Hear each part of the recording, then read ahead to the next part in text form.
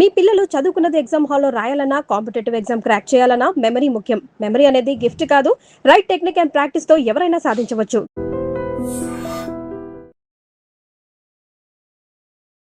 నమస్తే, welcome to I dream. నేను మీ anchor Pratyusha. ఈ రోజు మనం క్యాథన్ ఆరోగ్య కేంద్రంలో ఉన్నాం. సో మనతో పాటు డాక్టర్ క్యాథన్ దిలీప్ కుమార్ గారు ఉన్నారు. సో సార్ తో మాట్లాడదాం, చాలా విషయాలు తెలుసుకుందాం. నమస్తే sir, how are you? Good.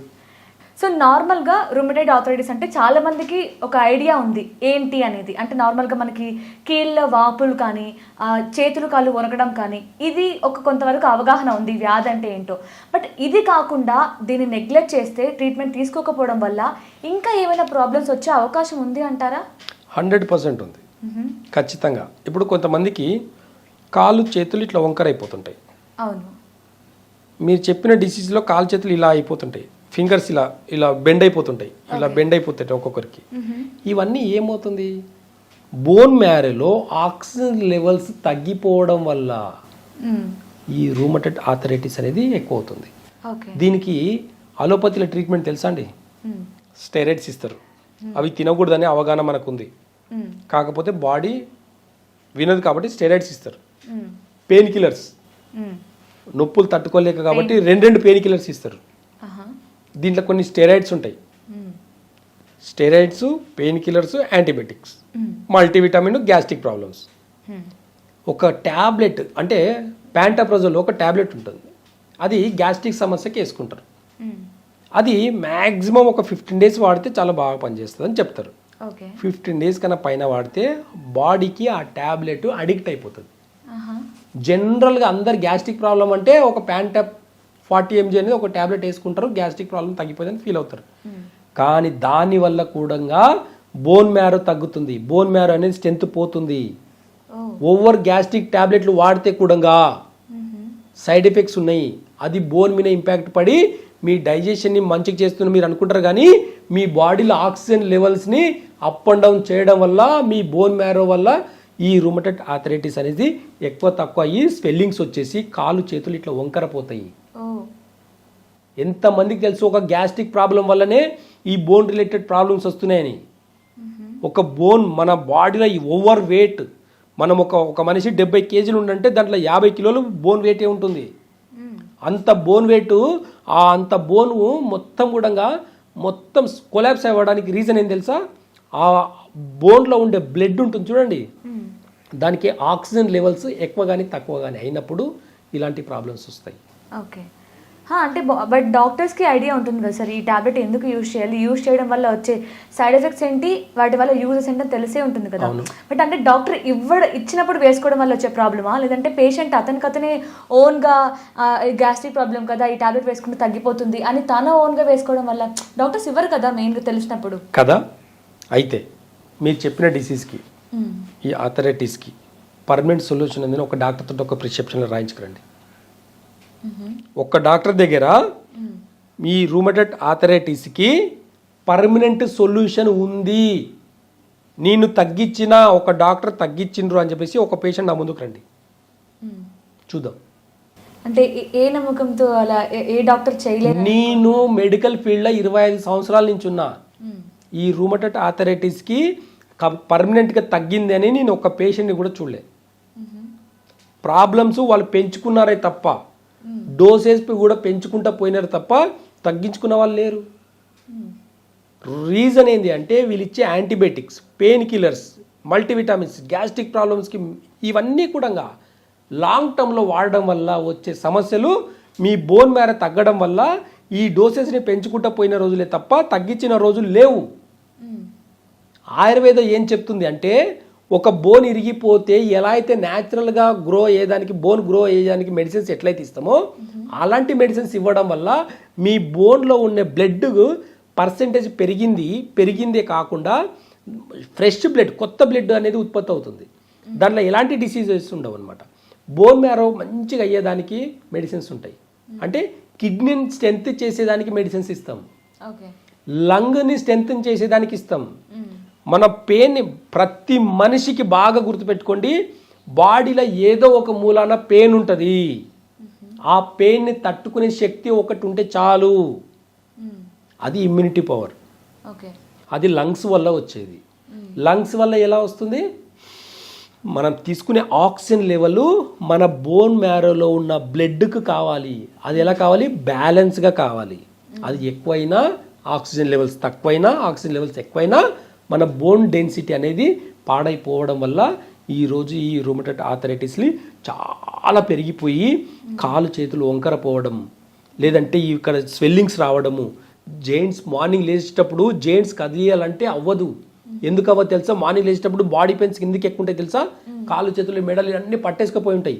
ఇవన్నీ కదలకుండా పడుకోవడం వల్ల మీ విండ్ బాడీలో నర్వస్ సిస్టంలో బోన్ మ్యారోలో ఆక్సిజన్ లెవెల్స్ ఎక్కువైపోయి ఎక్కడిదక్కడ స్టాగ్నేషన్ అంటే ఎక్కడిదక్కడ ఆగిపోవడం వల్ల బాడీలో మూమెంట్స్ రావు.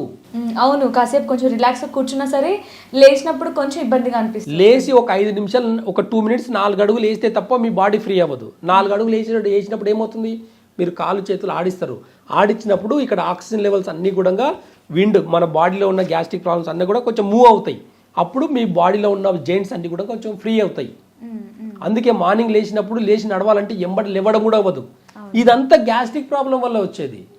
బోన్ డెన్సిటీ తగ్గాలంటే మీ ఆక్సిజన్ మీ లంగ్స్ ఇమ్యూనిటీ పవర్ మంచిగా పెట్టుకుంటే ఆటోమేటిక్గా మీ బోన్ మ్యారో కూడా మంచిగా ఉంటుంది. ఆయుర్వేద అదే చెప్తుంది, రూట్ కాస్లో లంగ్స్ మంచిగా పెట్టుకుంటే మీ రూమటైడ్ ఆర్థరైటిస్కి మీ బోన్ మ్యారోని మంచిగా పెట్టుకోవచ్చు. అంటే ప్రాబ్లం ఒకటి ట్రీట్మెంట్ ఒకటి చేస్తారు కాబట్టి పర్మనెంట్గా తగ్గవు. ఆయుర్వేదాలో ఉంటా రివర్స్ అంతే. ఏదైనా ఫస్ట్ రూట్ కాస్ ని చూస్తుంది, తర్వాత సిమ్టమ్ ని చూస్తుంది. ఇక్కడ సిమ్టమ్స్ ని ఇక్కడ రూట్ కాస్ ని రెండింటిని బ్యాలెన్స్ గా చేసుకుంటా పోతే పర్మనెంట్ గా తగ్గించుకోవచ్చు. అలాంటి వాళ్ళు మా దగ్గర చాలా మంది ఉన్నారు. ఓకే, సో ఇప్పుడు మీరు ఇందాక అన్నారు కదా, అంటే అంత డేర్ గా చెప్పారు, ఏ డాక్టర్ కూడా పర్మనెంట్ గా ఒక పేషెంట్ కి కూడా రుమటైడ్ ఆర్థరైటిస్ కంప్లీట్ గా తగ్గిపోయిన పేషెంట్స్ ఎవరు లేరని. మరి ఆయుర్వేదంలో మీరు ట్రీట్ చేసిన పేషెంట్స్ కి పర్మనెంట్ గా సొల్యూషన్ నెంబర్ ఆఫ్ పేషెంట్స్ ఉన్నారు. ఎందుకంటే ఇక్కడ మేము పెయిన్ కిల్లర్స్ ఇవి లేవు, ఆయుర్వేదంలో పెయిన్ కిల్లర్స్ లేవు. పెయిన్ ని తగ్గించేదానికి రూట్ కాస్ ఏంది, ఏ ఆర్గాన్ వల్ల పెయిన్స్ వస్తున్నాయి, ఆర్గాన్కి మెడిసిన్స్ ఉంటాయి. రెండవది యాంటీబయాటిక్స్ ఉండవు. యాంటీబయాటిక్ ఓవర్ స్టిమ్యులేట్ ఆర్గాన్ని న్యాచురల్గా స్టిమ్యులేట్ చేయాలి, ఓవర్ స్టిమ్యులేట్ చేయకూడదు. యాంటీబయాటిక్స్ అన్నీ ఓవర్ స్టిమ్యులేట్ చేస్తాయి. ఓకేనా. పెయిన్ కిల్లర్స్ ఎక్కడ బాడీలో స్టెరాయిడ్స్ కానీ పెయిన్ కిల్లర్స్ కానీ యాంటీబయాటిక్స్ కానీ ఆయుర్వేదంలో లేవు. ప్రతిదీ రూట్ కాస్కి ఏమున్నాయి, ఆయుర్వేదంలో ప్రతి మొక్క కూడా రూట్ కానింటి మెడిసిన్స్ ఉంటాయి. ఏ డిసీజ్కైనా సరే రూట్ కాస్ మెడిసిన్సే. సిమ్టమ్స్కి లేవు. థైరాయిడ్కి సిమ్టమ్స్ థైరాయిడ్ తగ్గాలంటే రూట్ కాస్ మెడిసిన్ చూస్తాం మేము. థైరాయిడ్ హార్మోన్స్ బ్యాలెన్స్ అయ్యేదని కాదు, అసలు థైరాయిడ్ ఎందుకు వచ్చింది చూస్తాం.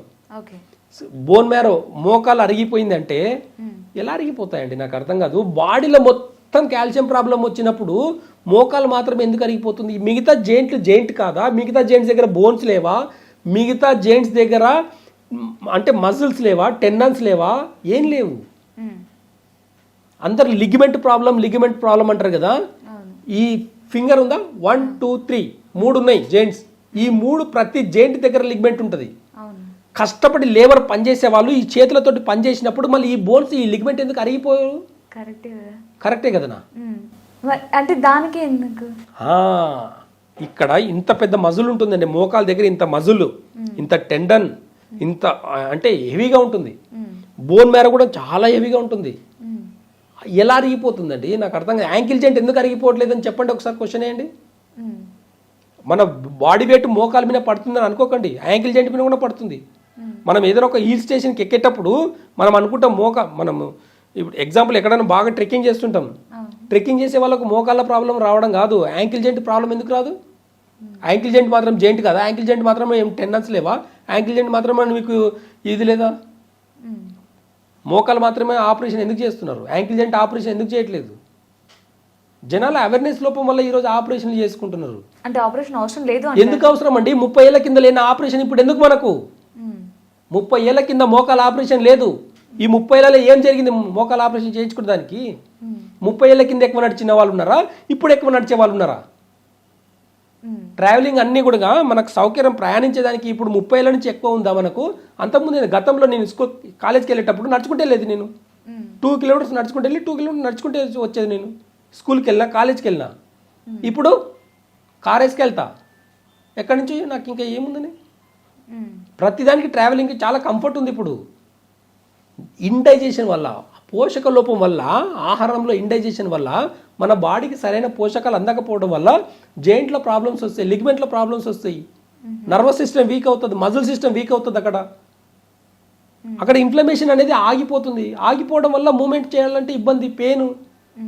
గత వీడియోలో జస్ట్ ఇలా ఇవి 2 కాళ్ళు, ఇవి 2 చేతులు అని చెప్పానండి నేను. ఇలా అనుకొని చాలా మంది కామెంట్స్ చదివి చూడండి. ఇలా అనుకుంటే మోకాలు నొప్పులు, మెడ నొప్పులు తగ్గించుకున్న వాళ్ళు ఉన్నారు. అంటే ఇవన్నీ మెరాకిల్స్ కాదు, ఇవన్నీ సైన్స్ అండి ఇదంతా. అంటే ఇప్పుడు ఆపరేషన్ అవసరం లేకుండా జస్ట్ మీరు అన్నట్లు ఇలా మోకాలు ఇలా చేసుకుంటే అయిపోతుంది అంటారు. తగ్గిన వాళ్ళు వీడియోలు చూసి, లాస్ట్ వీడియో చూసి తగ్గించుకున్న వాళ్ళు చాలా మంది ఉన్నారు కదా. కామెంట్స్ చదవండి, ఒకసారి చూడండి. ఇలా అనుకున్నానండి, నాకు చాలా కంఫర్ట్గా ఉందండి అని చెప్పేసి అన్నాడు. చాలా మంది వస్తున్నారు సార్. ఇన్స్టెంట్ గా రిలీఫ్ ఉంటుంది, బట్ పర్మనెంట్ గా కాదు కదా. అందుకే చెప్తున్నాను నేను, పర్మనెంట్ గా ఆయుర్వేద వాడండి. రూట్ కాస్ నుంచి తగ్గిస్తుంది. ఇన్స్టెంట్ గా పెయిన్ ని తగ్గించుకోండి. మీకు ఇంకెక్కడ ప్రాబ్లం ఉంది? ఇప్పుడు ఇన్స్టెంట్ గా మీకు పెయిన్ తగ్గేదానికి ఆక్యుపెంచర్ టెక్నిక్స్ పనికి వస్తున్నాయి. రూట్ కాస్ నుంచి ఆయుర్వేద మెడిసిన్స్ ఇచ్చినప్పుడు రూట్ కాస్ నుంచి డిసీజ్ తగ్గిస్తుంది. మీకు హ్యాపీగా ఉండొచ్చు కదా రోజంతా. ఇంకా మరి ఎందుకని ఎంతమంది ఆపరేషన్ చేసుకుంటున్నారు?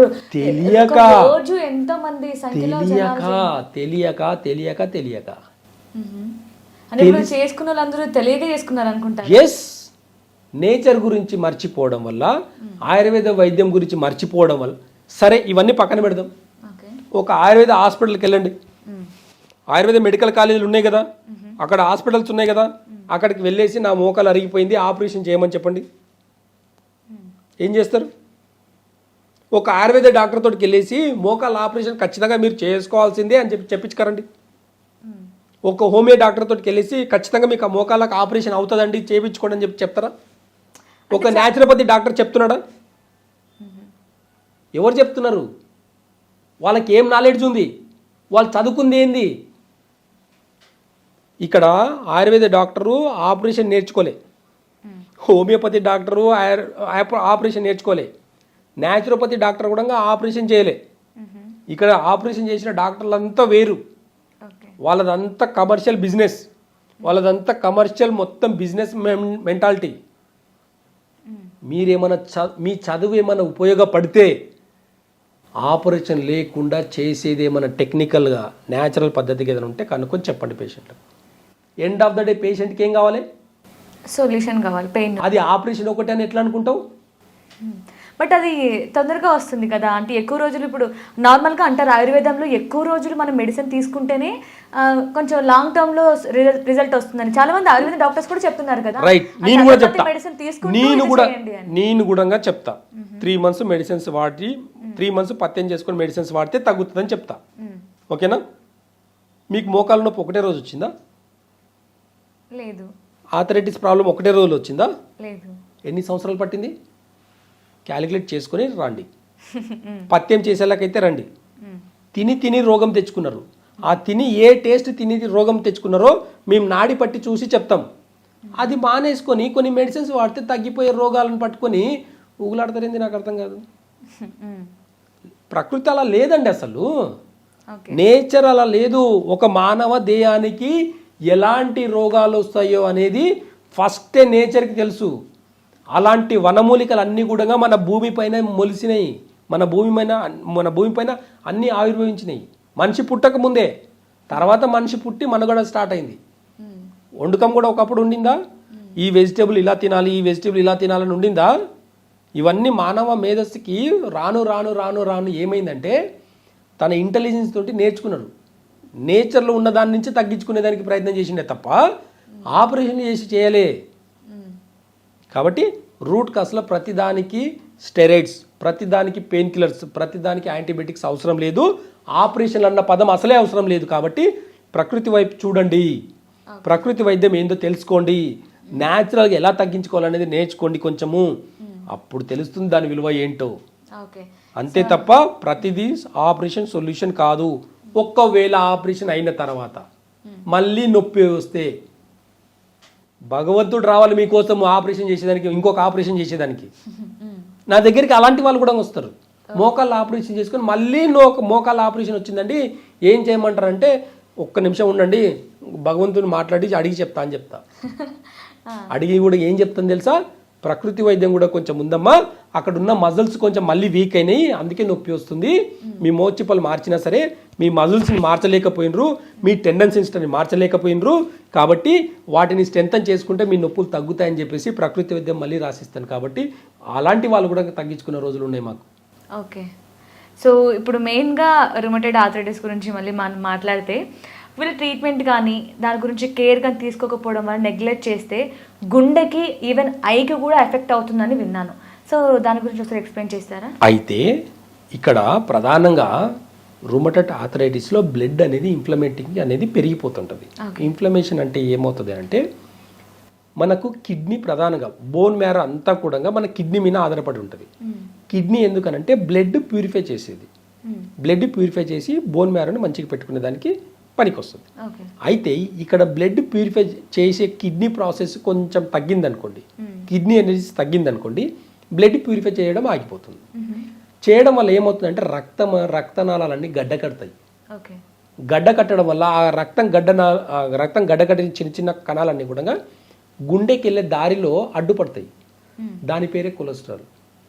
కొలెస్ట్రాల్ రావడానికి రీజన్ నాన్ వెజ్ అంటాం కదా, ఆయిల్ ఫుడ్ అంటాం కదా, ఇవన్నీ కిడ్నీ మీద ఓవర్లోడ్ అవుతాయి. టాక్సిన్స్ అనేటివి అంటే పైన ఉండే ఆర్గాన్, అంటే కిడ్నీకి పైన ఉండే ఆర్గాను మెటబాలిజం సిస్టమ్ అంతా ఆపరేట్ చేసేది అంతా లివర్, గాల్ బ్లాడర్. అవి చేతులు ఎత్తేసిన తర్వాత ఆ మలినాలన్నీ కిడ్నీ మీద వచ్చి పడతాయి. అది యూరిన్ ద్వారా బయటికి పంపించే స్తోమత కోల్పోయి అక్కడ రక్తం నాళాలన్నీ బ్లడ్ని ప్యూరిఫై చేసే గుణం అంతా కోల్పోయి రక్తం అనేది గడ్డకట్టడం జరగడం వల్ల ఆ రక్తనాళాలు గడ్డగట్టి హార్ట్కి వెళ్ళే దారిలో ఉండిపోవడం వల్ల అక్కడ బ్లడ్ సెల్స్లో రక్తనాళాలు గడ్డగట్టింది, అక్కడ ఉన్న వెయిన్స్ని కట్ చేయడం, అక్కడ వెయిన్స్ని బ్లాక్ చేయడం జరుగుతుంది. అంటే రక్తం శుద్ధి అయితే బ్లడ్ పల్చగా అవ్వాలంటే కిడ్నీ బాగుండాలి. కిడ్నీ అంటే డయాలసిస్ చేస్తాం కదా మనం, ఎందుకు చేస్తాము? బ్లడ్ ప్యూరిఫై చేసుకునే దానికి. అలాంటి వాళ్ళకి ప్రాబ్లం రాదు. ఎక్కడైతే న్యాచురల్గా అయితే మనం చేసుకుంటామో, రక్తం పల్చగా చేసుకుంటామో, హార్ట్ ప్రాబ్లమ్స్ తక్కువ. ఎక్కడైతే మనం బ్లడ్ ప్యూరిఫై చేసుకోలేమో, ఎక్కువ మసాలాలు, సాల్ట్, ఎక్కువ స్పైసీ ఫుడ్ తింటున్నప్పుడు కిడ్నీ ప్లస్ లివర్ చేతులు ఎత్తేసినప్పుడు ఆటోమేటిక్గా ఓవర్లోడ్ అవుతుంది. కాబట్టి కిడ్నీ మీద ఓవర్లోడ్ అవుతుంది, లివర్ మీద ఓవర్లోడ్ అయ్యి హార్ట్కి వెళ్ళే దారిని క్లోజ్ చేస్తుంది. డైరెక్ట్గా హార్ట్కి ప్రాబ్లం రాదు. బ్లడ్ ప్యూరిఫై అవ్వకపోతే హార్ట్కి ప్రాబ్లమ్స్ వస్తాయి. కంటి సమస్యలు కూడా అంతే. ఆప్టిక్ నర్వ్ అనేది ఉంటుంది. కిడ్నీ అనేది ఎలా పనిచేస్తుంది అంటే బాడీలో ఉన్న నర్వస్ సిస్టమ్ని, మజిల్ సిస్టమ్ని, టెండన్ సిస్టమ్ని ఆపరేట్ చేస్తుంది. ఆప్టిక్ నర్వ్ని బీపీ, అంటే ఇక్కడ బ్లడ్ ప్యూరిఫై అవ్వకపోతే వాళ్ళకి బీపీ వచ్చేస్తుంది. బీపీ చాలా మందికి రావడానికి కారణం కిడ్నీ అనమాట. చాలా మందికి తెలియదు. అయితే ఈ ఆప్టిక్ నర్వ్ అనేది వీక్ అయిపోయి ఈ కంటి సమస్యలనే వస్తాయి. ఈ ఆప్టిక్ నర్వ్ వీక్ ఎందుకు అవుతుంది? లివర్ వల్ల అవుతుంది. ఈ లివర్ ఏం చేస్తుంది? టాక్సిన్స్ అంతా కూడా బయటికి పంపించలేకపోవడం వల్ల, అక్కడే ఉండిపోవడం వల్ల నర్వస్ సిస్టమ్ వీక్ అవుతుంది. అక్కడ రక్తనాళాలన్నీ గడ్డగట్టడం వల్ల కంటి చూపు మీద ఎఫెక్ట్ పడుతుంది. బాడీలో రక్తం అనేది వాటర్ లాగా ఉంది అంటే ఎలాంటి డిసీజ్ లేదు. ఇది రూట్ కాజ్. కాబట్టి రూట్ కాజ్ గురించి ఆలోచిస్తే ఎలాంటి డిసీజ్ లేవు. ఎలాంటి డిసీజ్నైనా చాలా సులువుగా తగ్గించుకునే దానికి బాడీలో ప్రధానంగా ఫస్ట్ డైజెషన్ సిస్టమ్ని ఇంప్రూవ్ చేసుకొని దాని తర్వాత ఎలాంటి మెడిసిన్స్ వాడినా ఇచ్చిన ప్రతి మెడిసిన్ కూడా జీర్ణశక్తి ద్వారా మన బాడీలో అబ్జర్వ్ అవుతుంది. అప్పుడు ఆటోమేటిక్గా రూట్ కాజ్ నుంచి అన్ని డిసీజ్ తగ్గించుకునే గుణం ఒక ఆయుర్వేదం మాత్రమే ఉంది అని చెప్పేసి ఖచ్చితంగా చెప్పొచ్చు. యా, సో అంటే ఎలాంటి హెల్త్ ప్రాబ్లం అయినా మీరు రూట్ కాజ్ని మీరు మెయిన్గా టార్గెట్ చేస్తారు. ఎస్, ఖచ్చితంగా రూట్ కాజ్ అంటే ఎలా పుట్టావంటే అమ్మ నాన్నకు పుట్టా, అమ్మ నాన్న రూటు, అంతే కదా. అంతే, నేను అలా పుట్టేసానంటే సైన్స్కి పుట్టానంటే కాదు కదా. ఎలా పుట్టాను అంటే అమ్మ నాన్నకు పుట్టా. And for more videos, please subscribe to iDream. Please subscribe to iDream. Please subscribe iDream. And please subscribe to iDream. For more videos, subscribe to iDream. please like, share and subscribe to the channel. Congratulations, iDream. Subscribe to iDream. Subscribe to iDream. So subscribe to iDream Media. iDream ki iDream team andarki huge congratulations. Please subscribe iDream Media. Please subscribe to iDream. Subscribe iDream. Please subscribe to iDream. iDream అంటే నా కళల ఛానల్ను subscribe చేసుకున్న నోరు తిరుగుతలేదు, మీరైతే గంట గుర్తు కొట్టండి. For more such videos, please subscribe to iDream. Subscribe to iDream. Please subscribe to iDream. Please subscribe iDream Media. Please do subscribe to iDream. Please subscribe to iDream Media. For best entertainment and information, please subscribe iDream. And don't forget to subscribe to iDream.